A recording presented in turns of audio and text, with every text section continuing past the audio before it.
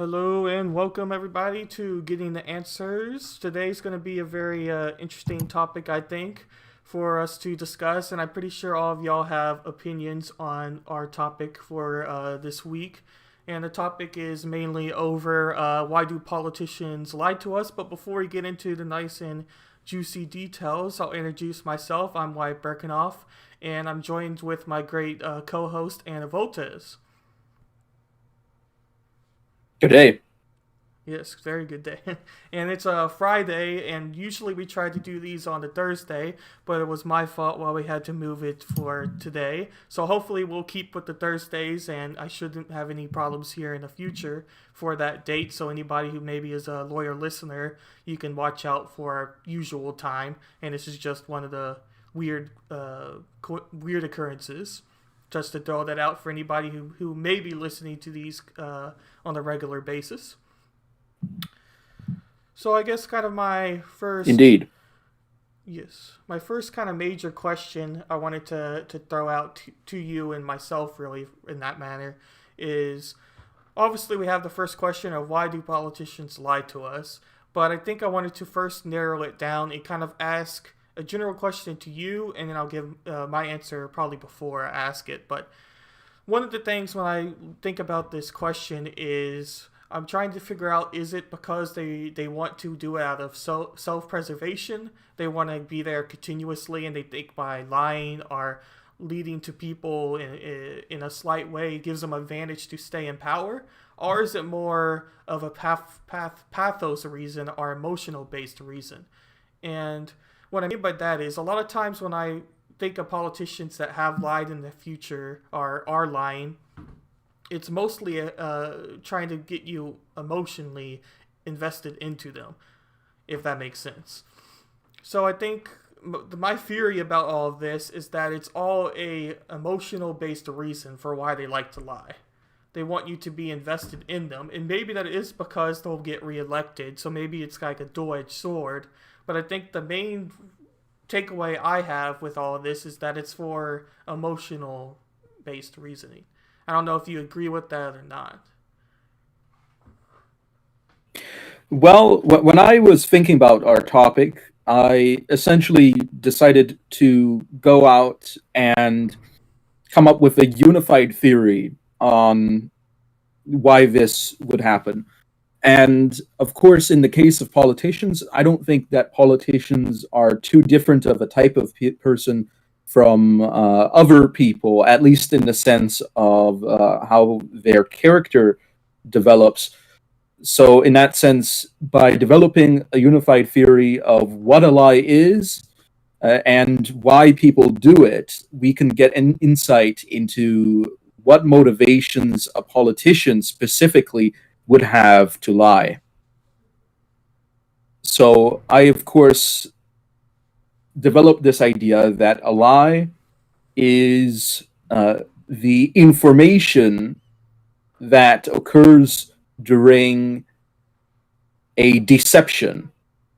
So that is to say that the lie itself is information, and the deception is an action that is considered to have moral weight, that is intended to cause someone to uh, essentially get the wrong idea, believe something that is incorrect, and to essentially throw someone off of the right track when it concerns true information. So the definition of a lie in that sense would therefore be something in which one party knows that the information is untrue, and it is hoped that the other party does not know that the information is untrue.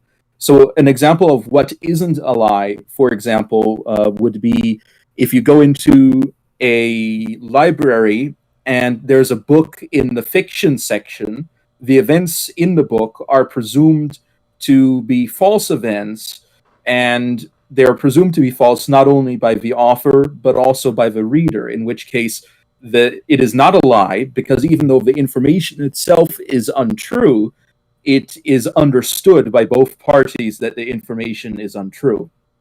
Mm-hmm. Now, in the case of defining what isn't a lie, I would also say an example would be a ruse in a game where it is understood that both parties have an interest in not divulging accurate information. I would say that that is not a lie because it is understood that both parties have an interest in not divulging accurate information. Another example would be the concealment of battle plans during a war, because it is understood by both sides that the parties have an interest to conceal their true intentions. And therefore, it is not a lie because it is understood by both sides that the information itself is likely false. Now, a situation where a lie has occurred would be when it is not understood by both sides that the information is false, but it is understood by one side. One example would be deliberately attempting to defraud someone, which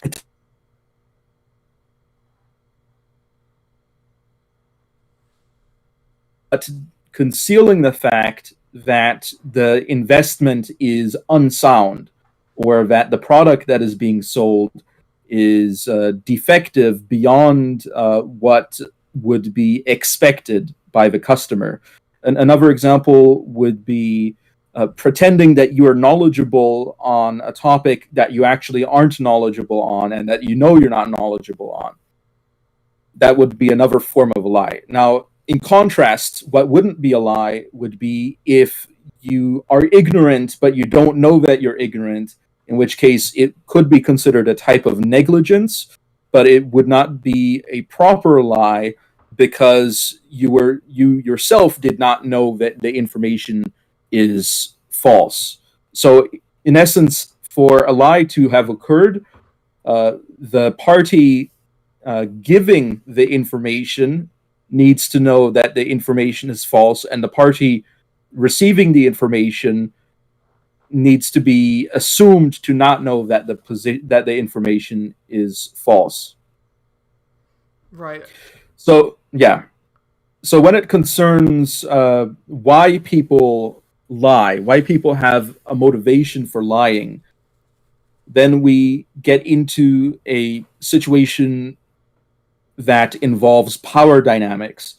And it really depends on your theory of ethics. Now, my theory of ethics revolves around the idea of people being held accountable through power dynamics, and therefore morality and immorality can be defined in relation to power dynamics. In essence, there being three different types of relationships that are held with the power. There's so people would be obedient to the power for three different reasons and disobedient for three different reasons. So obedience can come from love, and disobedience, in contrast, from hate of the authority. Obedience can come from fear, and in contrast, disobedience from foolhardiness. Obedience can come from normativity, and in contrast, from deviancy. So that gives three different dynamics in which people are obedient or disobedient to moral precepts. And these dynamics are the love-hate relationship, which is a emotional type relationship, the fear and foolhardiness, which is dependent on whether punishment can occur, and the normalcy and deviancy type relationship, which is more of a it's a less strong type of dynamic. However, it can be related to ideas of tradition or the general culture or the habits that people have. So in that sense, for someone to lie in the face of the people that they're supposed to serve, politically speaking, they would have to not love the people enough to tell them the truth. They would have to not fear the consequences of lying to the people. And they would also have to not be honest as a general habit in themselves. So, in essence, they might not fully hate the people because there's a spectrum, but they don't love them enough to tell the truth. They are foolhardy to the point that they can think that they'll get away with lying to the people. And they also are deviant from moral standards to the point that they think that lies are valid actions to take. Not necessarily morally acceptable actions, because they might be aware of the moral implications of lying, but from a sense of which options are options that you're willing to take, a deviant perspective would be willing to take immoral actions, even knowing that the actions themselves are immoral. Right. Like I oftentimes I hear the argument, especially when you talk about politicians, being that there's almost no way a politician can be pure in order to gain their power. You oftentimes hear like that sort of argument. And some people think when they hear that, or at least I used to think, that meant that they were like greedy or did something they shouldn't have done to progress up the ladder of the political ladder, I guess you could call it. But I think ultimately the way I understand that phrase now is kind of through lying. And as you were talking about before, there's several different types of lies that politicians can do. And I think it kind of relates to the whole point of, do you have to lie to be a politician, is ultimately a question that I think I have in my head now. Is there a such thing as somebody who is truly trying to do good for people or do good for the constituents? Well, in the case of the presidency, it is very well known that a lot of information is not available to the public in regards to various actions taken by the government. And this is for good reason, because a lot of it has to do with the geopolitical strategy that the country is taking, and also the military strategy that the country might be using. And because of that, there is a significant element of politics that naturally requires someone to have insider knowledge in order to make valid decisions. And unfortunately, a lot of people don't know this, or at least they don't act as if they know this. And this leads to a lot of voters having expectations from politicians in regards to certain events in foreign policy and the military, when the voters might not actually be aware of the true situation that the country is in. And the same thing would be true for politicians who haven't been elected yet, that they might not be aware of the actual position that the country is in. So I think it's negligent for politicians to make promises in fields of expertise that require privy knowledge, that is, information that is private, privately held by the government.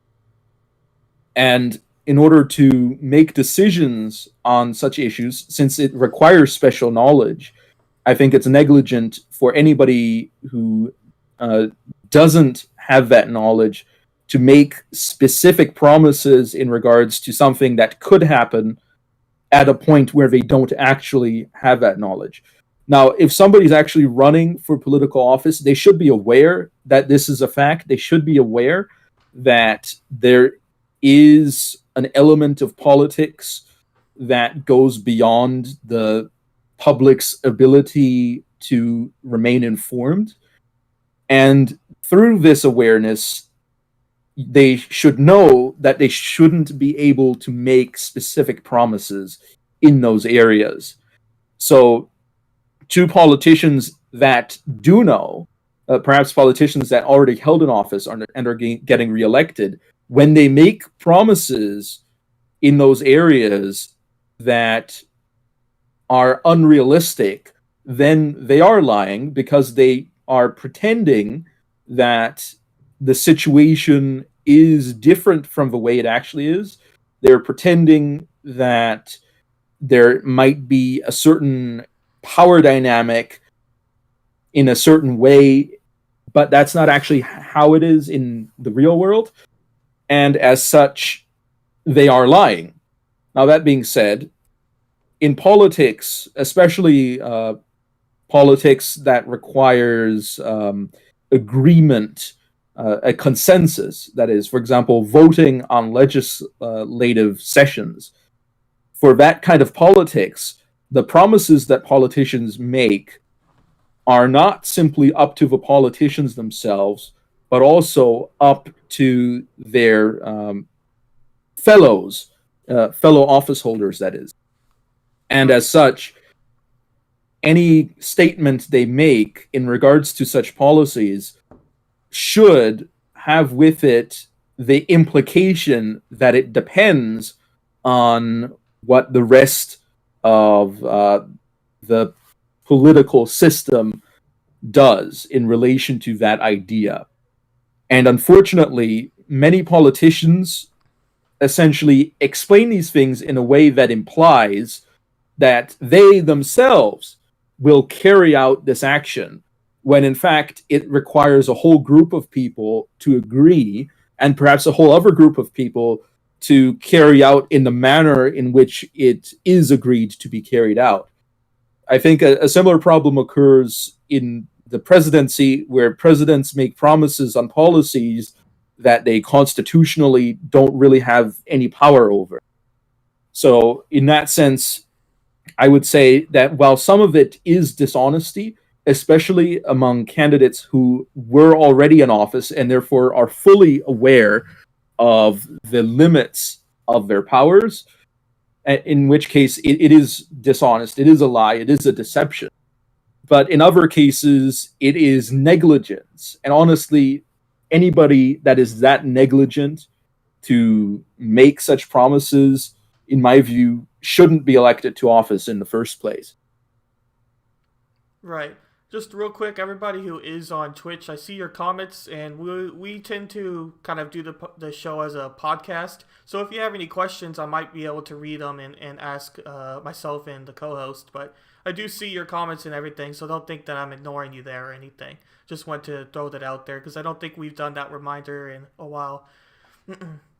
But in reference to kind of what you were saying, I do want to take one part and expand on it a little bit. With that being, and this was a little bit before your last batch too, kind of both parts, I guess I could expand on a little bit. And before I keep blabbering on, I'll just say it. But basically, I do think that a lot of times with politicians, early on politicians, they don't necessarily know 100% how the process may work. So that could be how some of their lies are, because they want ultimately, as the political figure, let's just pick senator, and it could be a representative, but just to keep things simple, let's say senator. The senator wants his constituents to think that he is responsible for what gets passed and what he wants to be done for the state. But ultimately, it's not just that one person who is doing this. He has to talk to other people. He has to have his own people in his cabinet, you can call it, I guess, or in his, it is called a cabinet, I believe, but people who are around him that help with certain decisions and certain bills that are more experts for the bill. That's why as a president you have all those cabinet members, because you're not expected to know everything for every type of law or every type of position that's out there. So what I was basically saying by that is you often want your constituents to think that you are the sole person who's responsible for everything. But anybody that knows anything about how, especially like state politics works and what that senator or representative actually do, know that there's many more people involved than just that one person. So I do think a lot of times those lies are told just to make things either simple or to make people think that they're the person that's in charge, if that makes sense.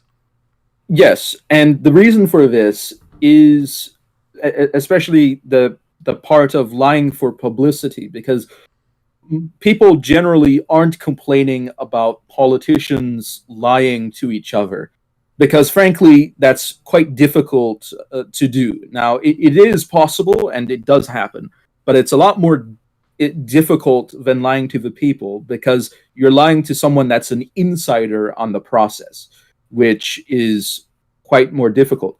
So when we ask the question, why do politicians lie to us, we are primarily referring to the general populace, because in essence the general populace are not insiders. And while there might be scholars out there, there might be people that were involved at some point, that is a minority of the general populace. Now, the reason why politicians benefit in a cost benefit analysis from lying is because in the United States, publicity is a very important part of politics, because many politicians are elected based on the votes of millions of people. And when it concerns getting elected based on the votes of millions of people, you need to build a publicity campaign. You need to build an electable public image. And unfortunately, in a situation where very many people already lie, sort of like how people go on social media sites and they take photos from weird angles and they use filters and Photoshop in order to perhaps disguise the true shape of their figure or their features. Uh, it The same thing happens in essence politically speaking, that politicians want to look better than they actually are because they need to win all these millions of votes. And making an argument based on reason and based on policy and based on a charitable degree of understanding between the people and the politicians in regards to what the policies actually affect, making a campaign based on that is a lot more difficult the larger the voter base gets. Because the larger the voter base gets, you end up in a situation where, let's say you were running politically in your local town. It is very easy for people to look you up and to speak to you in person and to assess your character through personal interaction and for your local reputation. Mm-hmm. However, your local reputation and personal interactions have very little influence on large scale political campaigns that involve hundreds of thousands and millions of voters. And because of that, people can't be held accountable based on perhaps a personal reputation of being dishonest, because when it concerns millions of people, they simply don't know better and they can't actually talk to the person to understand whether that person's character is worthy of being elected. And furthermore, you end up in a situation where the people that can talk to the person are people that get priority access because of their ability to provide great funds for publicity in the campaign. And essentially, that means that special interests, particularly large industrialists or perhaps large charities that have particular causes have a lot greater influence on politicians than the average person who probably doesn't have enough money and doesn't have enough time, that is money to contribute or time to fully examine the background of a lot of these politicians. Right, for sure. And it's actually kind of funny you mentioned like the charismatic of the person or how people view politicians. Because in the government class I'm in now, where it's Texas government, which is kind of funny, and I think we discussed it on the last podcast, I think it was, or the last episode, where we talked a little bit about education. But anyway, I'm in a class for Texas government because as a Texas student, you have to take a certain amount of hours, blah, blah, blah. It doesn't really matter. But the whole point the professor was making in the class was that when Texas was getting created, or was its own state, and not its own state, but part of the United States, not when they were briefly their own place. But anyway, long story short, because Texas was so big, the people that got elected as governor had to be like these bigger than life type of people because they couldn't travel to every single county or every single town to talk to people. So they were oftentimes very like large, very charismatic, very, Yeah, interesting war people. heroes. Right, right. So he was making that point. And I still think that there's a little bit of that today, even. Like, I remember with Ted Cruz race, going to another Texas example, Beto O'Rourke made headlines because he went to every single county in Texas. And people were kind of like, wow, okay, that's a little interesting. And I think he did that probably not for the best reasons, ultimately. But we can get into that debate later. I don't think that's really too necessary for today's topic at hand, but it was kind of made big news because nobody's ultimately had to do that recently because of how the media is today. They can just go on CNN and their constituents will listen to it. So it was kind of funny how you have even some like modern type of examples where these politicians almost have to be super people and not necessarily good super people, but have to be different than you. Yeah. Well, I would say Niccolo de Machiavelli said that it is better to be feared than to be loved. That is to say that in relation to of a ruler to his followers, it's a lot easier to control through people's fear of power and punishment than through their actual affection to their rulers, because that's a lot harder to cultivate. Now, in the case of crime, it is known that very many crimes are crimes that occur through opportunity. So I would posit that the reason why a lot of these politicians lie on a regular basis to their constituents is because they have the opportunity to lie. They are unafraid of losing the election due to their lies because they know that very frequently the people won't hold them accountable for their lies. And so they can do it again and again. And I fear that as the population increases, this will not fix itself. In fact, I would say that it likely will get worse as time passes. And for anybody that thinks it's just one side, it's really not. I mean, I think it's a little bit maybe more obvious because of the way the mainstream media is. Mostly you hear CNN, CNBC, more left news networks than you do right. But make no mistake, every politician in there is going to do the same thing. So I just want to throw that out there. I highly disagree with anybody that says it's one side does it more than the other. Yeah, and speaking of both sides of the issue here, I would point out that in the last midterm election in 2018, I noticed a lot of political ads from Republicans were talking all about how they were following Trump. They were with Trump on every issue, and they were criticizing anybody else they were criticizing their opponents for disagreeing with Trump on certain points. But then when it came down to it, many of these people denounced Trump afterwards. And the reason why they said that they were aligned with Trump was simply because Trump was popular, and aligning themselves with Trump would gain support from that side of the party.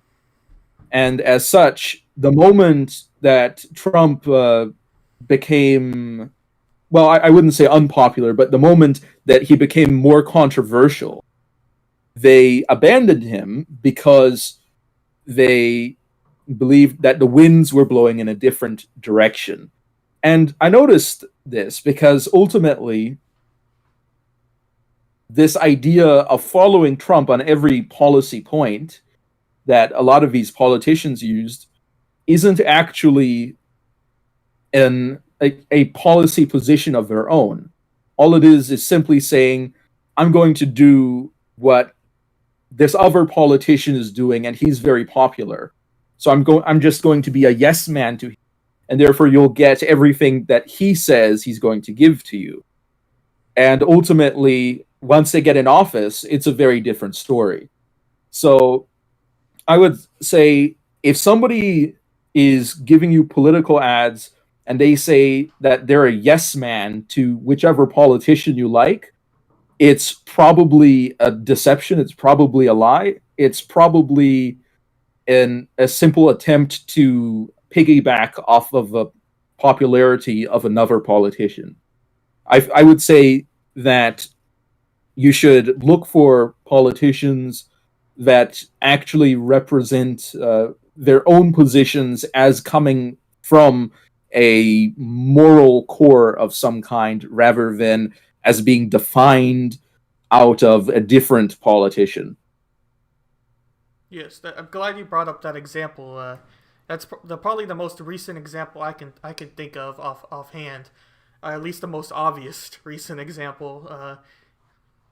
Yeah, I'm glad you brought up that example because there's numerous examples on both sides, really. So I just wanted to make that clear and everything that goes.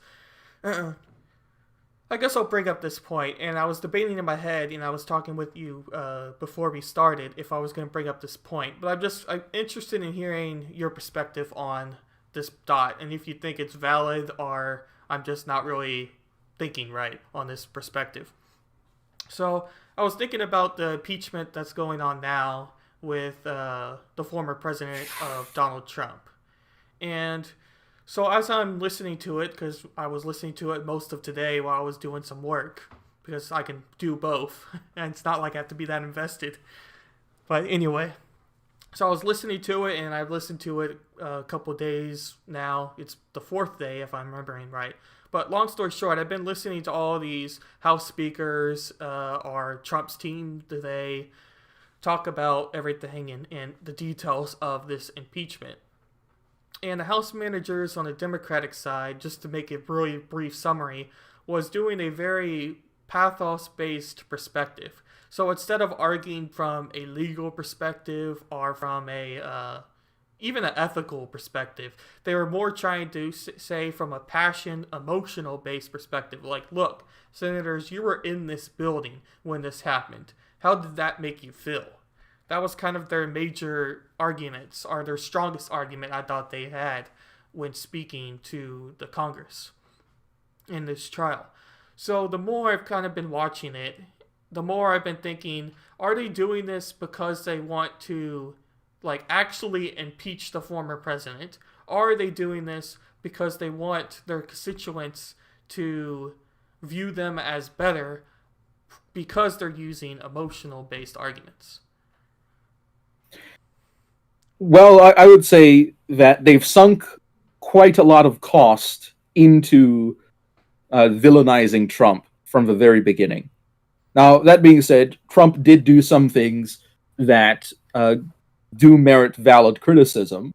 However, the degree to which he was criticized certainly ended up out of proportion to his actual actions and only increased in its disproportionality as his presidency went along.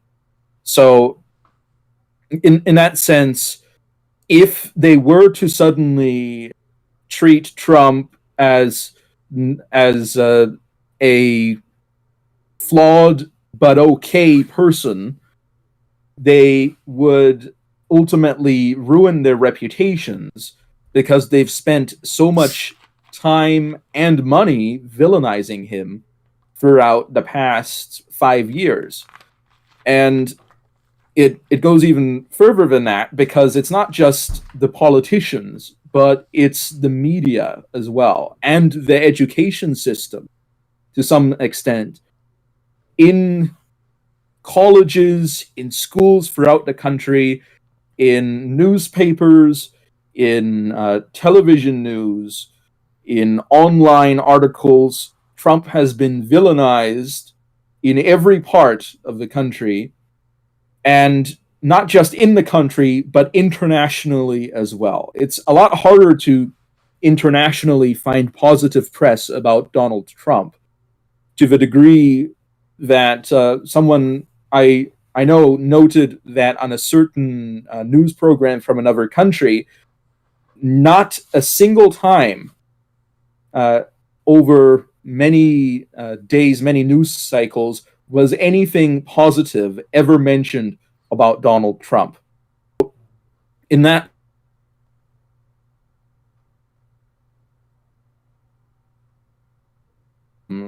of the country, he is the scapegoat for the manufactured crises of the country. And if they were to go easy on him, it would ruin their reputations because everyone would immediately be aware of their hypocrisy. Now, that being said, they already are hypocrisy by accusing him of things that very obviously they themselves did to a much more extreme degree than Donald Trump ever even approached. So, in that sense, I do think that it is a problem for them. However, it is a problem that they still think that they can get away with it if they follow up on the current path they're going. They think that they are going to get reelected, even if they turn the hearing into an absolute kangaroo court. Right. Yeah. I don't really think I have any argument necessarily against that either. I've definitely heard those claims about the what's happening here. And I've also heard claims that Trump should be impeached from this. It should have been impeached the first time. I've heard those claims as well. Uh, I was listening to a streamer this morning on Twitch because I go in there occasionally to kind of listen to more of the left side of the aisle because a lot of Twitch channels are way more left than, say, YouTube, where my content's more to the right, at least for what I get recommended and whatnot. But to make this long story short, basically this streamer was mentioning that he thought Trump 100% encouraged the Capitol riot, and he was saying that if any random person were to be in Trump's position and something similar happened, that they would have gone to jail for encourage. I forget the terminology he was using, but basically they would be an accessory to what happened because they were basically part of the actual crime. And he used several examples, and I'm trying to remember now, and they might come back a little bit later. But I just thought of it now to kind of be a counter, because I don't necessarily agree with what he was saying fully, but I didn't necessarily think about it before he said it either. Now, I'm not sure if legally that is the case, like in every state, or is the case at all, but I just thought it was a different perspective to the whole thing as well. I can tell you that it's not the case because in order to win a lawsuit on incitement, it has to be very unambiguous. So the fact that there are quite a number of people that interpret his words as not being incitement indicates that it would be very difficult to actually pin that on him. Now, that being said, I will say that as a contrary point, that people in Congress on the other side of a political aisle from Donald Trump, who are now accusing him in the impeachment hearings. Well, he already is impeached, but they're trying to get him for, I suppose, a high crime. These people can be quoted as saying things similar to what Donald Trump said, and they did not get in trouble, and they didn't even get impeached. And there are very many activists for various groups, or people that were in support of certain riots last summer that spoke words that can be construed much more easily as being incitement than what Donald Trump said. So, as such, if those people couldn't get sued, and if those people couldn't get charged, and they couldn't get convicted based on what they said, I certainly don't think that the charges against Trump will stick. Right. I don't know if you were listening to any of the impeachment hearing today, or trial today, but that was kind of their defense's claim, and they played many of the politicians and senators or representatives that were basically yelling for Trump's head at some points, or yelling or encouraging riots. So that was basically what they were doing for their defense today.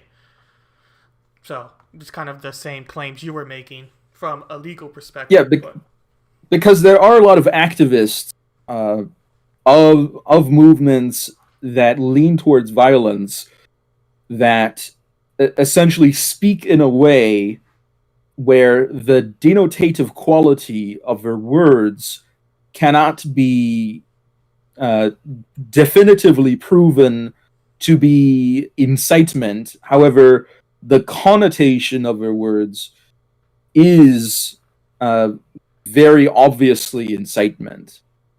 So, and this is a strategy that some people use. They speak in a way where if you take their words by the letter, it is not incitement, because they're not specifically telling people to commit a specific crime. However, they are using more vague language to encourage people to behave in a manner that could be leading to crime, but because it's not specifically leading to crime, it's entirely legal to say it that way. Right, for sure, yep. So I don't think we'll move on from this, because I don't want to change our topic too much. I was just interested in hearing your kind of opinion on it, because, yeah, I think we're kind of thinking the same thing from an actual legal perspective of what was happening. But I guess kind of we sort of already answered this next question, but I guess I'll phrase it this way, and you can either expand on it or bring up something else to it. But one of the things I was thinking about when thinking about this question throughout the week was the factor of, and you've kind of listed some incentives they have for doing so, and we've talked a little bit about like the charisma someone has, especially with an example of Texas. And putting that all together kind of brings me to a question I had about the whole concept. And the question I had about the whole concept is basically this. So, if there are reasons for lying to stay in power, then where is there any incentive to stop politicians from lying? So, to make the question very simple, is there any reason why politicians shouldn't lie? Well, as I mentioned before, a politician shouldn't lie if he loves the people that he is serving. Now, that's hard to bring about, because that's something that's very personal, that's a relationship, that's something that's very difficult to cultivate. And that's why I mentioned the Machiavelli quote earlier. Another thing is they should be in a culture that discourages lying, but even then people can do it anyway, and that's also something that's very. So the way to deal with lying is to make sure that lying has serious consequences. And I would say that the way you can actually ensure that it has consequences is by making politicians more accountable in some way. And in my view, one way to do this is to ensure that the group that elects a certain politician is a smaller group so that they can hold that politician accountable more personally, which would require dividing the country into many more jurisdictions and having an infra order of jurisdictions in order to make that work. Mm-hmm. Another way is to ensure that there is serious consequences for politicians that lie. For example, let's say it's very hard to get to the point of politicians lying to the people in a general campaign sense. That's very hard to deal with because arguably a politician might be ignorant about something, so it's not actually a lie. One thing that's more serious, however, would be if a politician, while active in the legislature, that is, while he's in the chamber of the legislature, needs to be under oath. Therefore, if he does make a lie while he's making an official statement, it would be considered a form of perjury and therefore is a legally actionable offense. That would probably reduce lying Now, by a lot. yeah. No, but go on. Yeah, I was just going to. Yeah, another option, which I would not consider because I don't think that this is moral or honorable, is to allow people to lynch politicians. I don't think that that's a good solution because I don't think that that's a good way to run. And I also don't think that that's very moral or honorable an action. I would prefer a more orderly approach to dealing with politicians. Another approach, let's say if you don't want to change any laws, you don't want to change how the legal system works, you don't want to change how legislatures are run, would be to simply ensure that voters are more aware when the politicians lie. Now, as I said, I think as the population grows, that's going to be more difficult because I think that large groups of people have a harder time doing this than small groups of people. Mm-hmm.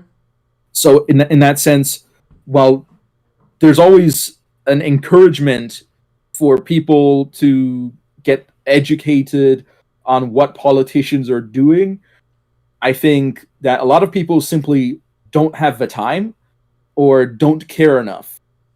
And honestly, I would say that people that don't have the time to do this and don't care enough probably aren't the type of people that should vote. And unfortunately, there's also simultaneously a political movement that encourages as many people to vote as possible while not educating them significantly enough to make the proper research into political candidates to understand their full background. And that essentially dilutes the quality of voting. So I'm on the side of quality over quantity, that if you have good quality votes, you're going to likely get a better quality of politician.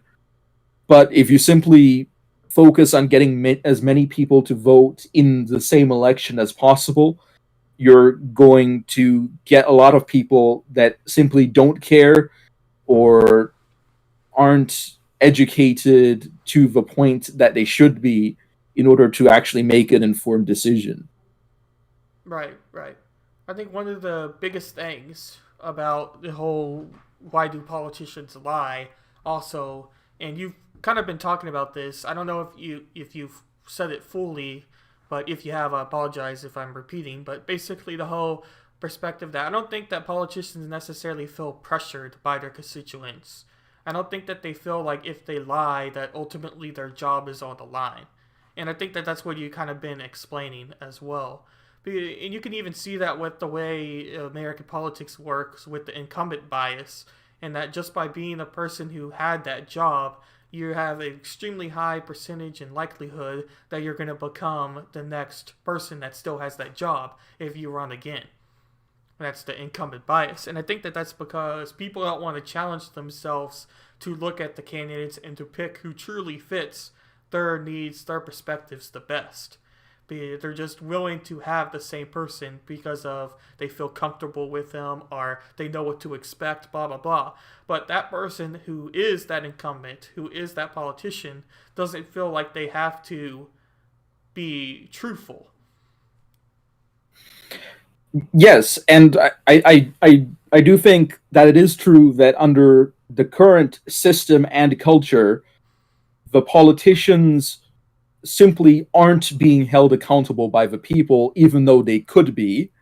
However, I think that rather than trying to change the culture, as many people are trying to do, which I think is extremely difficult and very hard to guide, I think trying to change the culture to solve a political problem is, in my view, an enormous undertaking that has a low chance of success. I think that it would be much easier to change the political system to conform to a culture where people in on large scale elections aren't likely to be fully informed. In other words, we need to change the way that we do politics in order to address the fact that many people simply don't care or aren't informed.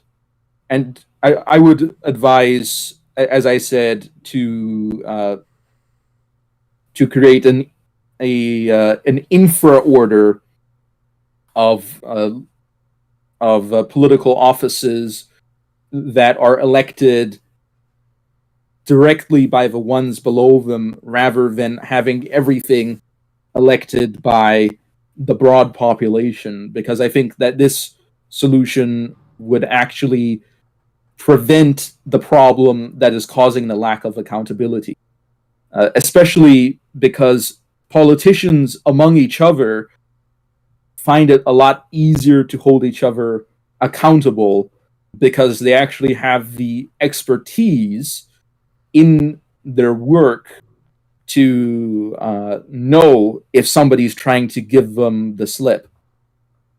Right. Yeah, they know the process really. I think one of the more fundamentally things wrong with our election system is that the emphasis of how people vote is put on by the president and not put on by local and state elections, as in midterms.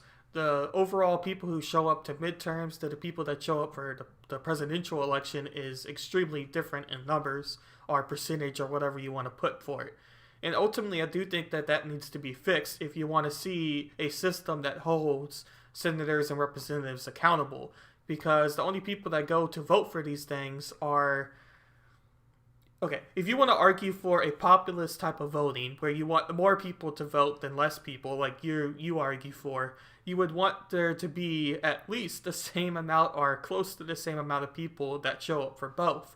Because then you're valuing your state and you're valuing who's going to represent you as president.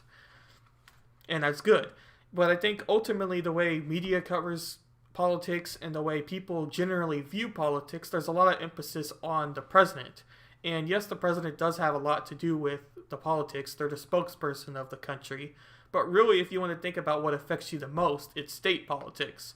So until that whole society switches and thinks more about who represents them personally and not who represents the country, I don't really see a change happening. Yes, and as I think we mentioned in previous shows, I think that this is partially at caused by the way in which elections have changed since the founding of the country. I think that the country as it was founded, that is to say, under the Constitution at the beginning, had a lot better stability and methods of accountability than it does today.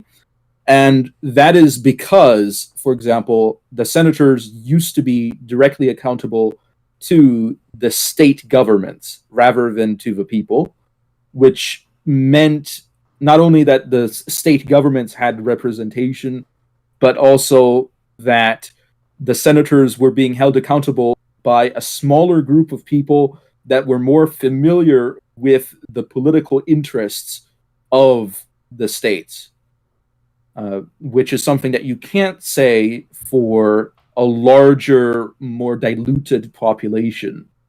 And I would say similarly in the presidential election, it used to be that electors were specifically elected rather than elected by proxy to vote for the president. And then the electors who were specifically elected would be able to debate amongst each other and then select who they believed would be the best choice for president. But that changed when states decided to implement a popular vote that electors were then bound to vote by, or at least encouraged to vote by in some cases. So I think that the general trend of increased populism and focus on increasing direct democracy in the country has actually ruined or severely reduced the reliability of politicians. Yes, I think I think we talked about that in the electoral college episode, if I remember right, and we explained that in much more detail. But I do think ultimately, like you said earlier, either you're gonna have to change the way we vote, or you're gonna have to change the way the society views voting.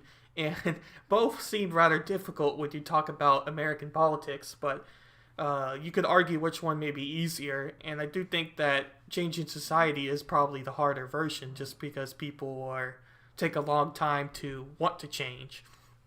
So maybe changing the actual way we vote. But ultimately, I think what we're both saying is that the emphasis needs to be put back on the politicians feeling like they are responsible for the constituents. Because right now, I don't ultimately think that Ted Cruz or Marco Rubio or whatever you want to name ultimately feels like they're responsible for the constituents. They may say that they feel they are because that's their job, but ultimately I think that they're doing what they see fit and not ultimately what their constituents say needs to happen. Well, that is also part of why we elect people. It's not specifically so that they can accomplish what the people want. It's more so because they are believed to be able to accomplish what is better, and for that they need to understand the political situation better than the average person. Mm-hmm. So it's a sort of focus on excellence. And this, of course, goes back to the founding of the country, the debate between the Federalists and the Anti-Federalists. The Federalists believed that politics was a skill that you needed to have excellent people to lead a country. The Anti-Federalists believed that while it is true that you need excellent people to run the country, these people should specifically represent the will of the people and the interests of the people, rather than, let's say, higher-minded ideals of ethics or political realism. So I side with the Federalists on that issue. However, history has sided with the Anti-Federalists. So Right. I think that this will be very hard to change, especially since nowadays a lot of focus on the opposition to let's say the Democrats who are in power currently focuses on populist viewpoints, and I don't think that a populist viewpoint can fix this issue. Right. Because I think that partially it's what led to this being a problem in the first place. Mm-hmm. Because the populist politicians take the very approach, or the very approach that someone needs to get elected in a populist system is the approach that the politicians today are taking. They are essentially building publicity. They are trying to get popular with the people so that they can get elected. And the broader the voting base is, the harder it is for them to be held accountable.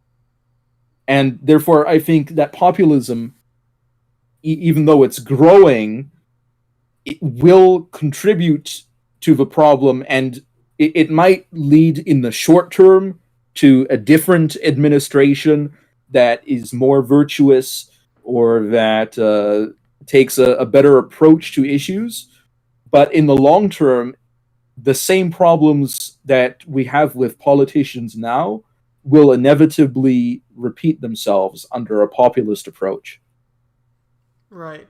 I think I can ask this Dark Sage comment because it actually relates to the populist vote.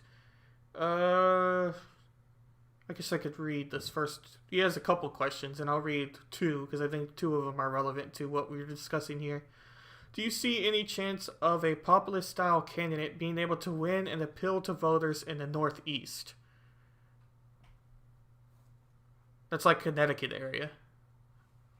Yeah, New England, yeah. New York, Pennsylvania, you could include. The answer is yes. I think that most politicians nowadays are, from a practical perspective, because there's a few different ways to view politics.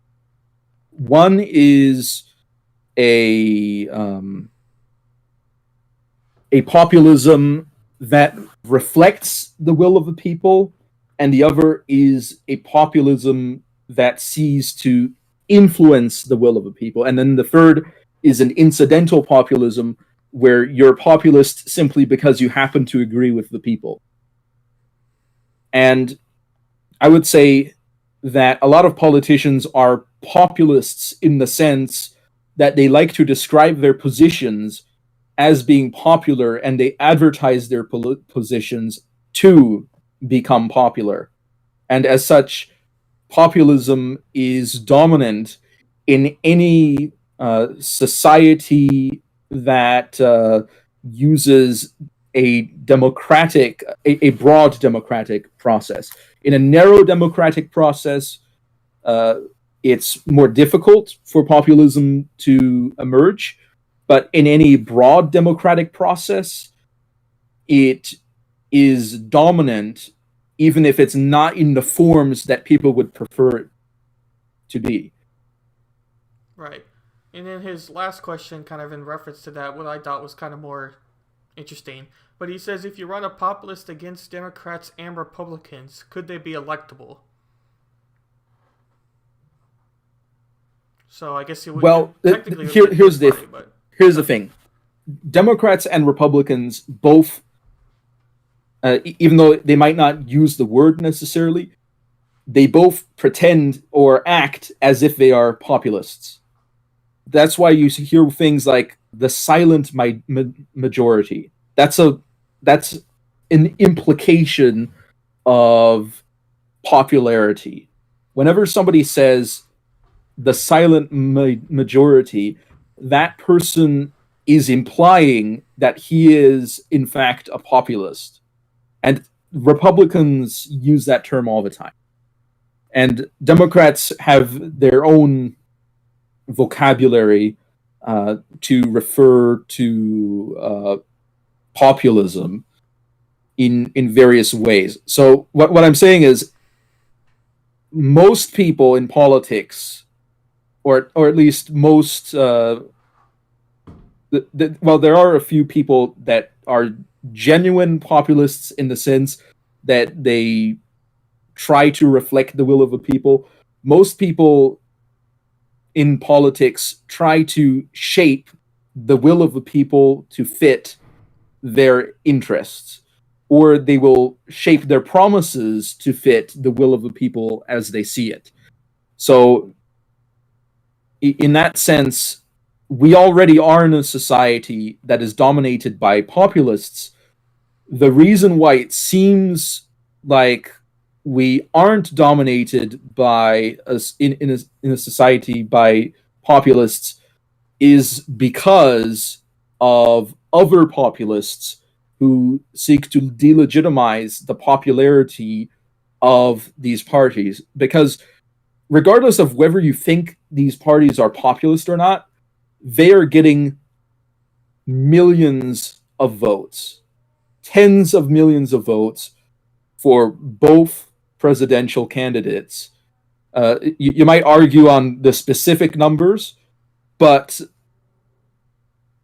it is undeniable that these candidates make popular appeals and that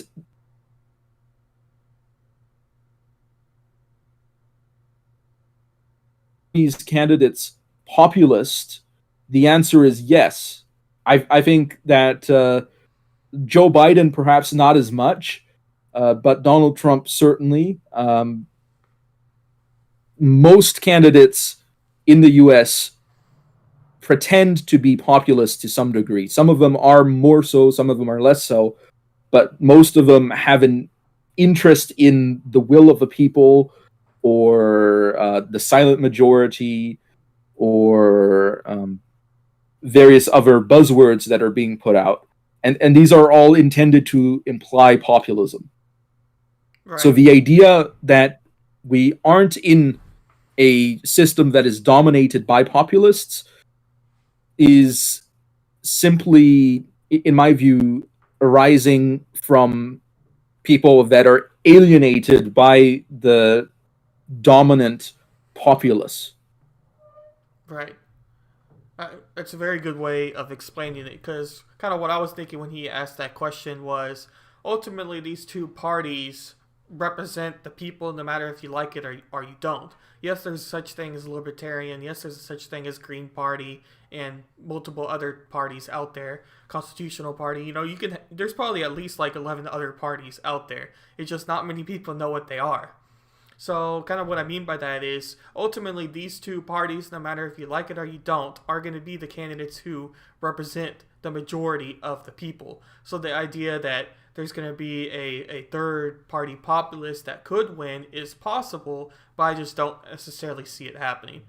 And you kind of explained some of the reasons as to why in that case, but that's kind of how I took the question for what he asked there. Yeah. Also, from my personal perspective, as someone that is a fan of political realism, I don't think that populism is beneficial to a country, because I think that certain policies have certain solutions that are better than other solutions, and as such, saying that this is up to the opinion of the general population, in my view, obfuscates the facts of which policies are better than others. So populism is primarily, rather than a an effective way of governance, it's a tool for people to maintain power or to gain it, and that's how it's used politically speaking.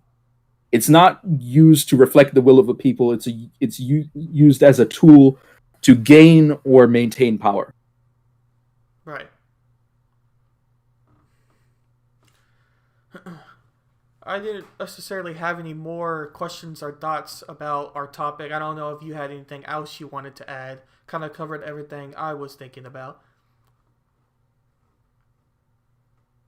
Um, No, I think we covered our opinions on why politicians lie. And again, populism is another example of politicians lying, because people that are in politics actually know that certain things work better than others.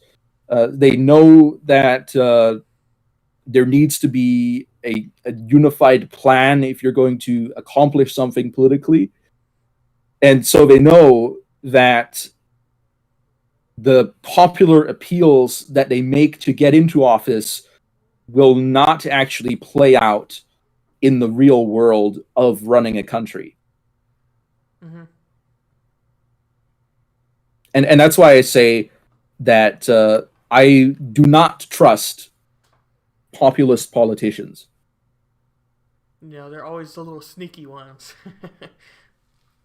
Well, I wouldn't say always. What I No. am saying is I don't view I don't view the idea of populism as being realistic, and therefore I will not trust someone who is explicitly saying that they're unrealistic, because that's either going to translate into a very ineffective governance, or it's going to translate into something different from what was advertised.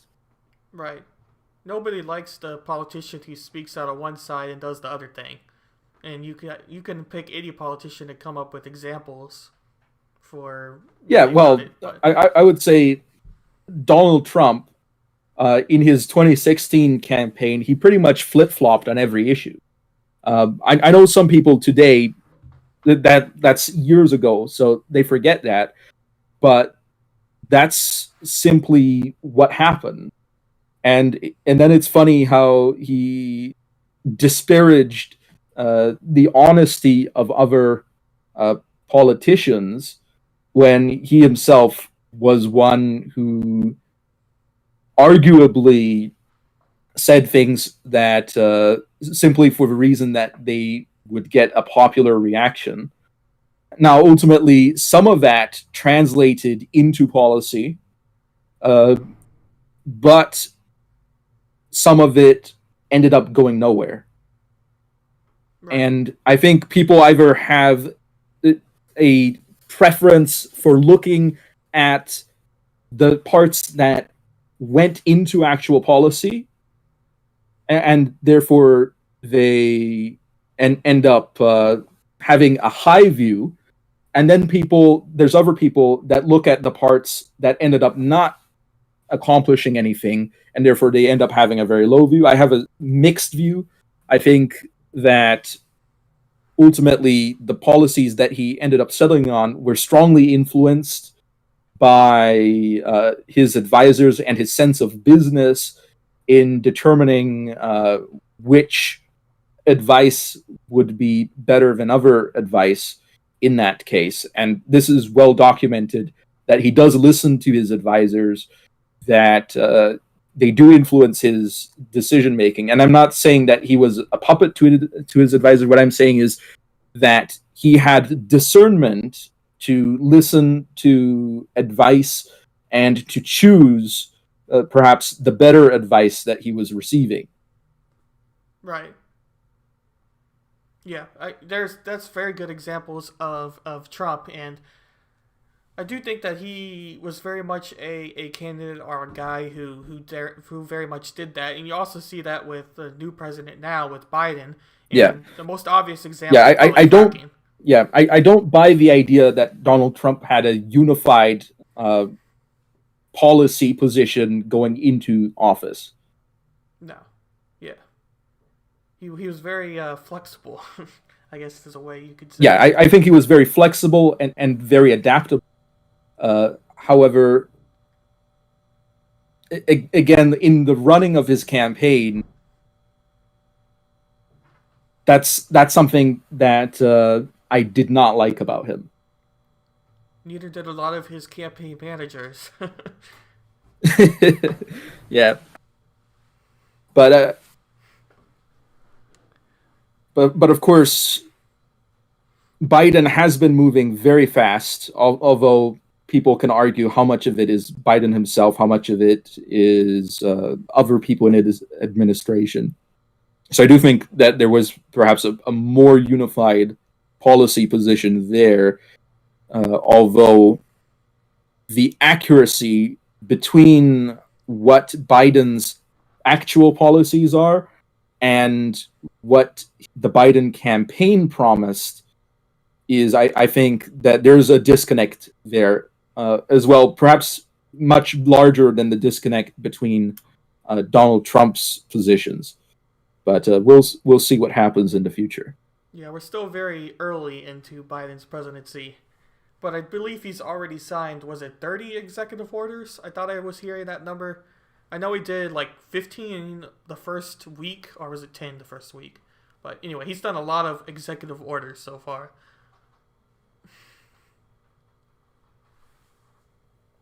Yeah. I guess I'll give my concluding remarks, and then we could go on from there. So I guess to conclude, my whole perspective is ultimately, as I was said pretty recently, I do think that politicians don't ultimately fear where they are, so there's no reason that they ultimately should lie from that perspective. But I also think that politicians lie a lot of times because they want somebody to feel pathos-based reasoning. So what I mean by that is they use a lot of emotions and try to get you emotionally invested in what they're saying, even if what they're saying is a lie or a little bit of a lie, just so they could get your support in a bill or your support through the next vote. So I do think that those are two big reasons I view to why politicians lie or they don't ultimately fear lying.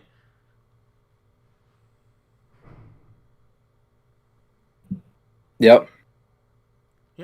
So I'm Wyatt Birkenhoff, and are the breakdown with WB on every other platform but YouTube. And this is Anavultus, and I'll let him shout his stuff out at the end here. But just real quick, next week is going to be on Anavultus' channel, and we're going to be discussing the filibuster and talking over that. But I'll let Anavultus conclude with whatever you want to say to end this. Yeah. Anyway, I'd like to thank our beautiful audience for watching. It has been a pleasure.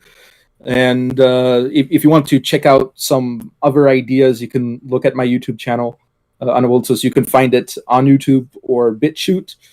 And you can also read my book, Actionable Justice, to get a better understanding of my view, justice, and to some extent, ethics. Alrighty, thank you everybody for stopping by and listening to Getting the Answers. And like I said, the next Getting the Answers will be on Anavultus' channel. So you can go ahead and check us out on Thursday next week for that. And thank you everybody, and have a good rest of the day.